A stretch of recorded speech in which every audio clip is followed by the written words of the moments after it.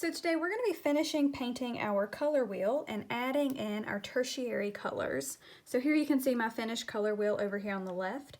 But before we jump into showing you how to paint those, I want to show you a few quick tricks for how to fix a problem in case you make a mistake while you're painting. So this is my initial original version that I accidentally smeared, so I just started over on a new fresh page. So one common issue that a lot of students run into is accidentally paint the color in the wrong space. So I want to show you one way that you can solve that by lifting up some of this color and applying what's known as a glaze in watercolor. So the first thing you're going to want is to get some toilet paper or tissue or a really soft paper towel, something that's more cloth-like rather than paper-like, and that's going to help you lift up some of this color. And then you want to have your paintbrush with fresh, clean water, no paint added into it. So let's say, for example, I just wasn't paying attention and it was supposed to be my blue-green, but I painted it blue. Don't worry, it's not the end of the world. We can fix it.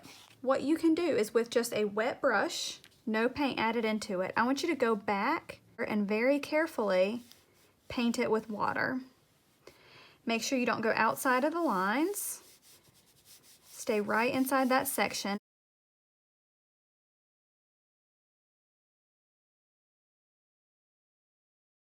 And while that's wet, take your tissue and dab, and you're gonna lift up a lot of this color. This is a great trick. And then just very carefully do that to the whole section.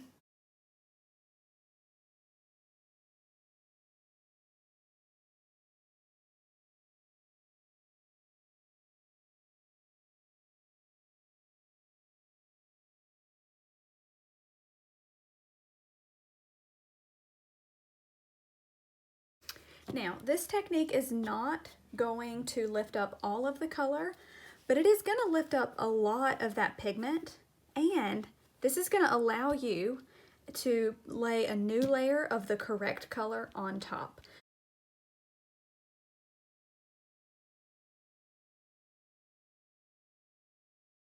Now that this is dry, I can mix the correct color and come back in over top of that.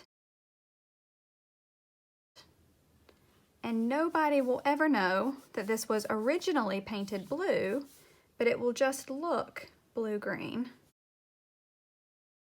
Another problem that sometimes happens with students is while you're painting, and you may just accidentally go over your lines a little bit. If you're quick enough, you can take, again, a really soft tissue and just very delicately dab up some of that color right there along the edge. Lift that away. And then whenever you go back in to paint the color next to it, just lay that color over top and it won't be a very noticeable mistake. You can usually clean that up and fix that and make an adjustment. Another thing that you may want to think about as well as you're painting today is making sure that you're working down here with the darker, richer, more vibrant colors rather than really thin, washed out colors with a lot of water mixed into them.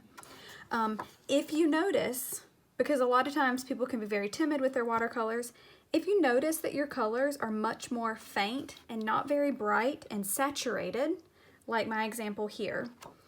But so like, let's say for example, my first color turned out like this and I didn't think it was dark enough. It looked really much lighter and washed out than what it should be.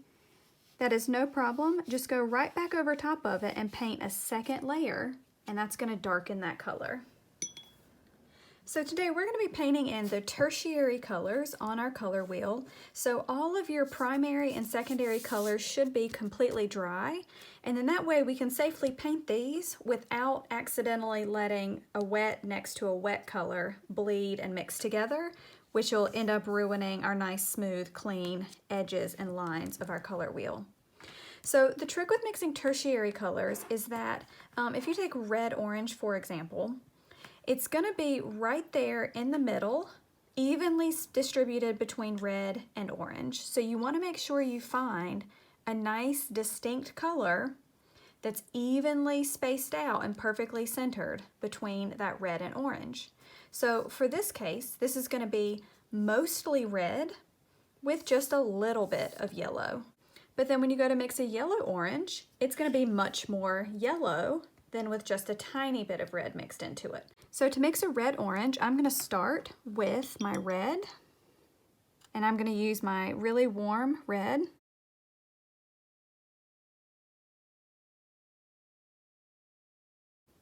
And then I'm going to get a little bit of my yellow, but not as much.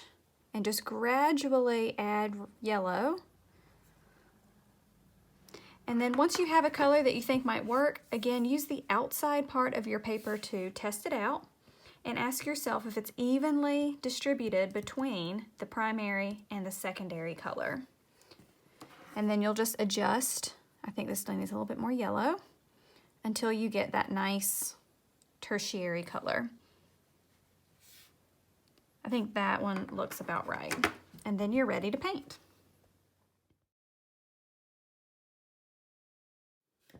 Now that I have this tertiary color mixed, I still have a little bit of it left on my paint tray. And I think what I'll do, in order to save paint and not waste what I have mixed, I'm gonna go ahead and mix my yellow-orange. So now what I can do is adjust this color by bringing it way, way back over to the yellow side by just adding a ton of yellow to it in order to get a nice yellow-orange.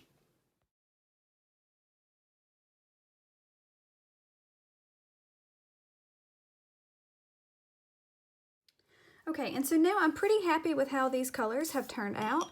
They each look unique and different. I feel like I've got distinct colors: yellow, yellow-orange, orange, red-orange, and red. I just made a little accidental smudge right there in my red-orange, so I'm just gonna touch that up really quickly.